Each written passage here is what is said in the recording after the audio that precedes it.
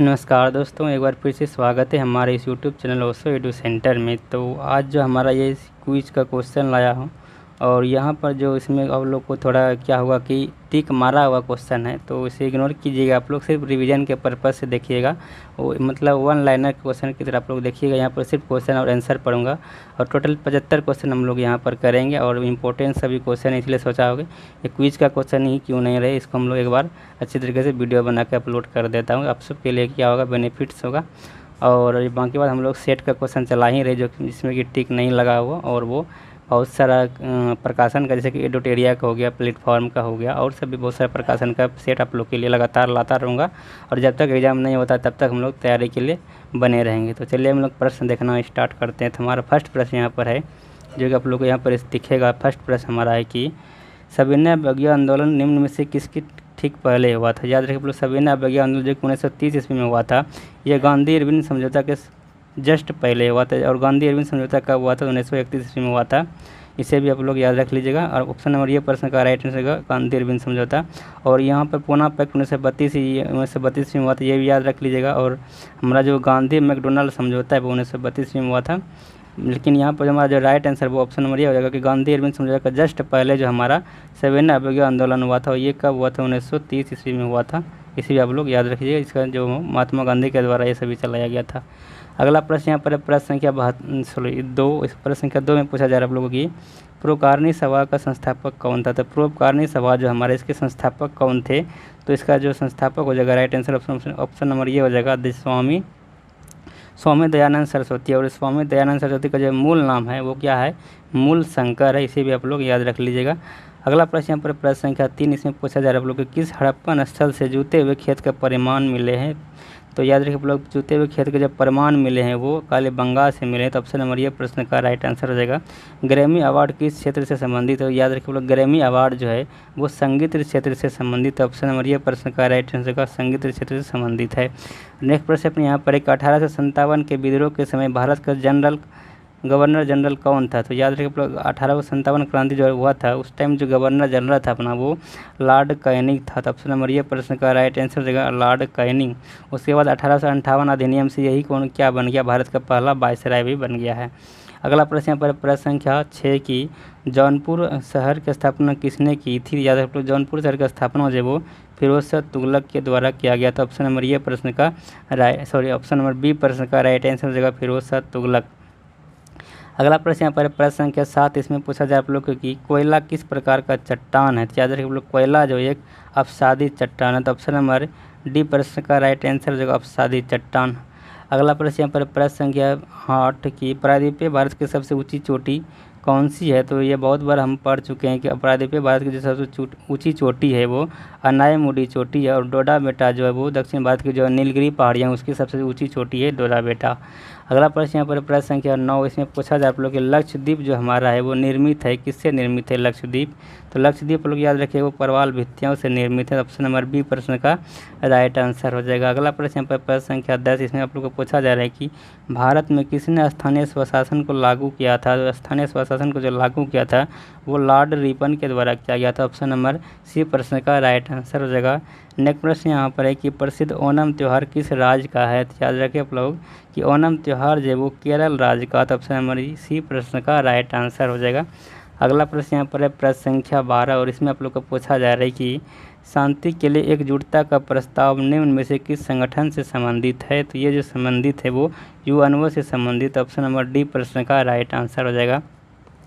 अगला प्रश्न यहाँ पर 13 नंबर प्रश्न है कि निम्न में से 1883 ईस्वी में किस संस्था की स्थापना की गई थी? तो याद रखिए आप लोग, 1883 ईस्वी में जो स्थापना की गई थी वो संस्था था इंडियन नेशनल एसोसिएशन। तो इंडियन नेशनल एसोसिएशन का स्थापना जो है वो 1883 ईस्वी में हुआ था। ऑप्शन नंबर बी प्रश्न का राइट आंसर हो जाएगा।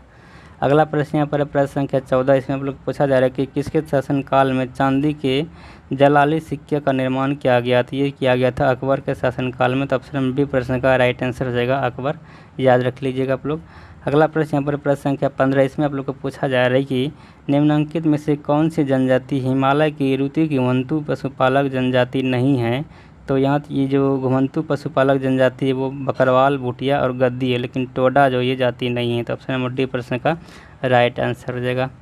अगला प्रश्न यहाँ पर प्रश्न संख्या 16, इसमें आप लोग को पूछा जा रहा है कि कांग्रेस के 1929 के लाहौर अधिवेशन का निर्णय लिया गया था। तो कांग्रेस के जो 1929 का लाहौर अधिवेशन हुआ था, इसमें निर्णय लिया गया था कि पूर्ण स्वराज की प्राप्ति करने का निर्णय लिया गया था। ऑप्शन नंबर सी प्रश्न का राइट आंसर हो जाएगा।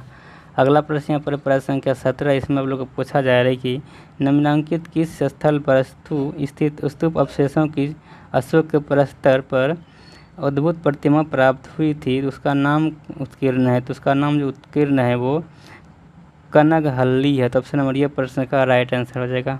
अगला प्रश्न कि भारतीय संचार उपग्रह कौन सा है। तो भारत का प्रथम जो भारतीय संचार उपग्रह है वो एप्पल है। तो ऑप्शन नंबर डी प्रश्न का राइट आंसर हो जाएगा। अगला प्रश्न यहाँ पर प्रश्न संख्या 19, इसमें पूछा जा रहा है आप लोग कोई कौन सा युग्म गलत है, गलत सुमेलित है। तो प्रत्यक्ष कार्यवाही दिवस जो 12 अगस्त 1946 को यही गलत है। उसके बाद भारत छोड़ो आंदोलन 9 अगस्त 1942 सही है।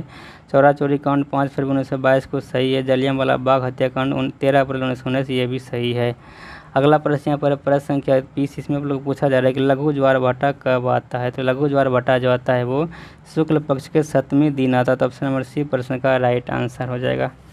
अगला प्रश्न यहाँ पर प्रश्न संख्या 21, और इसमें आप लोग को पूछा जा रहा है कि निम्न में से किसने वैशेषिक दर्शन का मूल पाठ लिखा है। तो याद रखिएगा आप लोग कि वैशेषिक दर्शन का जो मूल पाठ लिखा गया है वो महर्षि कणाद के द्वारा लिखा गया था। ऑप्शन नंबर सी प्रश्न का राइट आंसर हो जाएगा।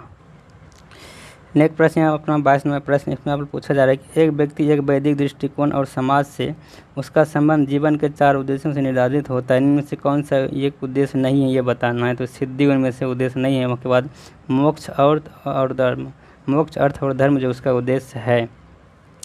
अगला प्रश्न यहाँ पर प्रश्न संख्या 23 की निम्न में से किसका प्रशासन एक ऐसा मॉडल बना जिसका अनुसरण अकबर ने किया। तो अकबर ने भी किया था। तो ये था शेरशाह सूरी का अनुशासन। ऑप्शन नंबर सी प्रश्न का राइट आंसर हो जाएगा। शेरशाह सूरी जो कि हुमायूं को हराया था और फिर इसी का जो शासन था उसका परिपालन किया गया किसके द्वारा, अकबर के द्वारा।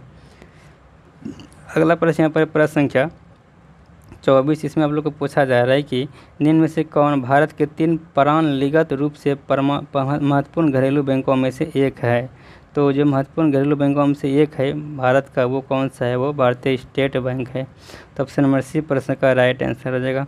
अगला प्रश्न यहाँ पर 25 नंबर प्रश्न, इसमें आप लोग को पूछा जा रहा है कि एक निश्चित समय अवधि के दौरान अर्जित या अनार्जित मौद्रिक या अन्य प्रकार के लाभों की मात्रा को किस नाम से जाना जाता है। तो इसे आय के नाम से जाना जाता है। तो ऑप्शन नंबर ये प्रश्न का राइट आंसर हो जाएगा।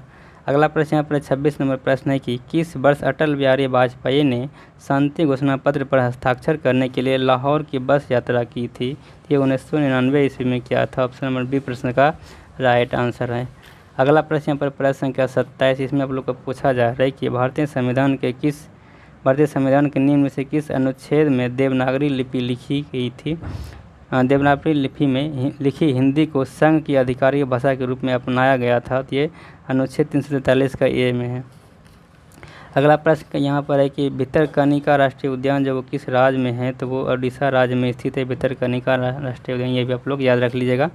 अगला प्रश्न हम लोग बढ़ते हैं। तो अगला प्रश्न यहाँ पर हो जाएगा अपना प्रश्न संख्या 29, और प्रश्न संख्या 29 में आप लोग को पूछा जा रहा है कि the quest for equity in development जो पुस्तक है वो किसके द्वारा लिखा गया है। तो ये लिखा गया है डॉक्टर मनमोहन सिंह के द्वारा। तो ऑप्शन नंबर बी प्रश्न का राइट आंसर हो जाएगा। अगला प्रश्न यहाँ पर है कि पुष्यभूति जिन्होंने थानेश्वर से शासन किया था वो किस राजवंश के संस्थापक था। तो ये वर्धन राजवंश के संस्थापक थे। तो ऑप्शन नंबर बी प्रश्न का राइट आंसर होगा। अगला प्रश्न यहाँ पर 31 नंबर की धनपत राय श्रीवास्तव किस नाम से मशहूर है। तो याद रखिए आप लोग कि प्रेमचंद का ही नाम है धनपत राय श्रीवास्तव। तो ऑप्शन नंबर ये प्रश्न का राइट आंसर हो जाएगा। नेक्स्ट प्रश्न पर प्रश्न संख्या 32 के निम्नलिखित में से किससे उनकी प्राप्ति नहीं होता है। तो 4 ऑप्शन है सुअर, खरगोश, भेड़, बकरी। तो याद रखिए आप लोग सुअर से जो है वो उनकी प्राप्ति नहीं होता है। तो ऑप्शन नंबर ये प्रश्न का राइट आंसर हो जाएगा। अगला प्रश्न यहाँ पर प्रश्न संख्या 33 की सती प्रथा का सर्वाधिक विरोध किसने किया था। तो वो राजा राम मोहन राय के द्वारा किया गया था सर्वाधिक विरोध सती प्रथा का। अगला प्रश्न यहाँ पर 34 नंबर प्रश्न, इसमें आप लोग को पूछा जा रहा है कि अंतिम मुगल शासक कौन था। तो अंतिम मुगल शासक जो है वो बहादुर शाह जफर, जैसे कि आप लोग को पता है इसको बहादुर शाह द्वितीय के नाम से भी जाना जाता है। तो ऑप्शन नंबर ये प्रश्न का राइट आंसर हो जाएगा। नेक्स्ट प्रश्न यहाँ पर 35 नंबर के क्षेत्रफल की दृष्टि से भारत का स्थान निम्नलिखित में से कौन सा है? तो 7वां स्थान है और जनसंख्या में तो अभी पहला बन गया है। अगला प्रश्न यहाँ पर प्रश्न संख्या 36 में आप लोग को पूछा जा रहा है कि निम्नलिखित में से कौन किसी राज्य की राजधानी नहीं है? तो कानपुर किसी राज्य की राजधानी नहीं है, लेकिन यहाँ पर और जो ऑप्शन है देहरादून या उत्तराखंड की राजधानी हो गया, लखनऊ यूपी का राजधानी हो गया, पटना बिहार की राजधानी हो गया। अगला प्रश्न यहाँ पर प्रश्न संख्या 37 इसमें आप लोग को पूछा जा रहा है कि नाजीवाद के संस्थापक कौन थे? तो याद रखिए आप लोग, नाजीवाद के संस्थापक थे वो हिटलर थे। तो ऑप्शन नंबर ये प्रश्न का राइट आंसर हो जाएगा। अगला प्रश्न यहाँ पर प्रश्न संख्या 38 की फाहियान कहाँ का निवासी है? तो ये फाहियान ही मतलब पहला यात्री जो है फाहियान ही है, विदेशी यात्री जो कि चीन से आया हुआ था। तो ये किसके समय आया था? ये चंद्रगुप्त द्वितीय के समय आया था। ऑप्शन नंबर सी प्रश्न का राइट आंसर हो जाएगा। अगला प्रश्न यहाँ पर प्रश्न संख्या 39 इसमें आप लोग को पूछा जा रहा है कि जंप बॉल शब्द जो निम्नलिखित से किससे संबंधित है? याद रखिए जंप बॉल शब्द जो वो बास्केटबॉल से संबंधित है। ऑप्शन नंबर सी प्रश्न का राइट आंसर हो जाएगा। अगला प्रश्न यहाँ पर निम्नलिखित में से कौन सा शहर भूमध्य रेखा के निकट है? तो भूमध्य रेखा के निकट जो है वो कोलकाता शहर है। ऑप्शन के अनुसार आप लोग याद रख सकते हैं। अगला प्रश्न यहाँ पर है प्रश्न संख्या 41 और प्रश्न संख्या 41 में आप लोग को पूछा जा रहा है कि निम्नलिखित में से कौन दो राज्यों की राजधानी है? तो चंडीगढ़ जो हमारा है वो दो राज्यों की राजधानी है। वो कौन कौन सा राज्य है? एक तो हरियाणा हो गया और एक पंजाब हो गया। दोनों की राजधानी चंडीगढ़ ही है। अगला प्रश्न यहाँ पर है कि बुद्ध के बचपन का नाम क्या था? तो बुद्ध का बचपन का नाम सिद्धार्थ था। अगला प्रश्न यहाँ पर है प्रश्न संख्या 43 कि भारत में रबर का उत्पादन किस राज्य में सर्वाधिक होता है? तो रबर का उत्पादन जो सर्वाधिक होता है वो केरल में होता है। अगला प्रश्न यहाँ पर प्रश्न संख्या 44 की यूएनओ की स्थापना कब हुई थी? यूएनओ का स्थापना हो जाए वो 1945 में हुआ था। इसका राइट आंसर ऑप्शन नंबर ये हो जाएगा। नेक्स्ट प्रश्न यहाँ पर प्रश्न संख्या 45 में आप लोग पूछा जाएगा कि सोमनाथ मंदिर को किस मुसलमान आक्रमणकारी ने ध्वंस किया था? तो ये ध्वंस किया गया था सोमनाथ मंदिर जो वो महमूद गजनबी के द्वारा। ऑप्शन नंबर डी प्रश्न का राइट आंसर हो जाएगा। नेक्स्ट प्रश्न यहाँ पर प्रश्न संख्या 46 और इसमें आप लोग को पूछा जा रहा है कि माउंट एवरेस्ट पर चढ़ने वाली दूसरी भारतीय महिला कौन है? तो दूसरी भारतीय महिला लगातार 2 बार चढ़ने वाली महिला जो वो संतोष यादव जी है। अगला प्रश्न यहाँ पर प्रश्न संख्या 47 कि गौतम बुद्ध के पिता का नाम क्या था? गौतम बुद्ध के पिता का नाम शुद्धोदन हो गया। नेक्स्ट प्रश्न 48 नंबर प्रश्न भारत की प्रथम पूर्णतः रंगीन फिल्म कौन सी थी? तो भारत की प्रथम पूर्णतः रंगीन फिल्म जो था वो झांसी की रानी था। ऑप्शन नंबर सी प्रश्न का राइट आंसर हो जाएगा। नेक्स्ट प्रश्न यहाँ पर प्रश्न संख्या 49 में पूछा जा रहा है कि भारत में दूसरी बार मेट्रो रेल किस शहर में चलाया गया था? दूसरी बार मेट्रो रेल तो ये दिल्ली में चलाया गया था। ऑप्शन नंबर डी प्रश्न का राइट आंसर हो जाएगा। नेक्स्ट प्रश्न यहाँ पर प्रश्न संख्या 50 इसमें पूछा जा रहा है कि भारत का national atlas and thematic mapping organisation निम्नलिखित में से किस स्थान पर अवस्थित है? तो ये अवस्थित है कलकत्ता में। इसका right answer option number c हो जाएगा। यहाँ पर आगे विज्ञान वाला देखेंगे तो अगला प्रश्न 51 नंबर आ जाता है। विज्ञान का क्वेश्चन है ओजोन परत को प्रभावित करने वाले गैस का नाम क्या है? तो क्लोरोफ्लोरोकार्बन, जिसको हम लोग शॉर्ट में लिखते हैं CFC, यही ओजोन परत को क्या करता है? प्रभावित करता है। अगला प्रश्न पर प्रश्न संख्या 52 तापमान की इकाई निम्न में से कौन सी नहीं है? तो केल्विन है, सेल्सियस है, फ़ारेनहाइट है, लेकिन कैंडेला जो है वो जो थी तीव्रता का मात्रक है न कि तापमान का। तो ऑप्शन नंबर डी प्रश्न का राइट आंसर हो जाएगा। नेक्स्ट प्रश्न है 53 नंबर प्रश्न। इसमें हम लोग पूछा जा रहा है कि मार्स गैस निम्न से कौन है? तो मार्स गैस आप लोग को पता है कि मीथेन है। ऑप्शन नंबर सी प्रश्न का राइट आंसर हो जाएगा। नेक्स्ट प्रश्न है कि 54 नंबर के सूर्य तारों में ऊर्जा का कौन सा स्रोत पाया जाता है? तो सूर्य तारों में ऊर्जा का नाभिकीय संलयन पाया जाता है। अगला प्रश्न है प्रश्न संख्या 55 की भूप्रपट्टी में लगभग 98% भाग 8 तत्वों से बना है। निम्न से कौन सा तत्व इनमें से एक नहीं है? तो कार्बन जो है वो इसमें से नहीं पाया जाता भूप्रपट्टी में। अगला प्रश्न यहाँ पर है 56 नंबर की निम्न में से कौन सा तत्व लवण का सबसे अधिक घुलनशील होता है? तो सबसे अधिक जो लवण में घुलनशील होता है वो सोडियम होता है। तो ऑप्शन नंबर सी प्रश्न का राइट आंसर हो जाएगा। नेक्स्ट प्रश्न यहाँ पर 57 नंबर की निम्न में से कौन सी ग्रीन हाउस गैस नहीं है? तो हीलियम जो ग्रीन हाउस गैस नहीं है। बाकी बाद नाइट्रस ऑक्साइड, जल वाष्प और सतह के स्तर पर पाए जाने वाले ओजोन जो गैस है ये सभी क्या है? ग्रीन हाउस गैस है। अगला प्रश्न यहाँ पर प्रश्न संख्या 58 की निम्न में से कौन सफ़ेद चींटी कहा जाता है? तो सफ़ेद चींटी का दूसरा नाम है क्या? दीमक जो कि किताब को खा जाता है, आप लोग का पुस्तक वगैरह जाता है वो खा लेता है। दीमक जो वाइट रंग का होता है चींटी, उसकी को हम लोग क्या बोलते हैं? दीमक बोलते हैं या टर्माइट बोलते हैं। अगला प्रश्न यहाँ पर है प्रश्न संख्या 59 और इसमें पूछा जा रहा है आप लोग 59 नंबर प्रश्न में कि एक एकल कोशिका द्वारा जन सक्षम पूर्ण व्यक्ति को पैदा करने की क्षमता को कहते हैं? तो वो कहते हैं पूर्ण सख्तता या टोटी पोटेंसी बोलते हैं। तो ऑप्शन नंबर सी प्रश्न का राइट आंसर हो जाएगा। नेक्स्ट प्रश्न यहाँ पर प्रश्न संख्या 60, इसमें पूछा जा रहा है लोग कि बल की दिशा में विस्थापन के साथ बल के गुणन द्वारा क्या निरूपित किया जाता है, तो कार्य निरूपित किया जाता है। ऑप्शन नंबर डी प्रश्न का राइट आंसर हो जाएगा कार्य। नेक्स्ट प्रश्न यहाँ पर 61 नंबर प्रश्न आप लोग को पूछा जा रहा है कि तेल दीप के बत्ती का तेल के ऊपर चढ़ना वो किसके कारण होता है, वो किसिका क्रिया के कारण ही होता है। ऑप्शन नंबर बी प्रश्न का राइट आंसर हो जाएगा। नेक्स्ट प्रश्न यहाँ पर प्रश्न संख्या 62, इसमें आप लोग को पूछा जा रहा है 62 नंबर प्रश्न में कि निम्नलिखित में से कौन सा कथन गलत है, इनमें से कौन सा कथन गलत है। यही कथन गलत है। रक्त का पीएच आप लोग को पता है कि 7.4 होता है, लेकिन यहाँ अम्लीय ना हो वो क्षारीय हुआ। रक्त क्या होता है, क्षारीय होता है, ना कि अम्लीय होता है। पित्त का रस खराब यकृत से होता है, ये सही है। आमाशयी रस में HCl होता है, ये भी सही है। पित्त रस क्षारीय होता है, ये भी सही है।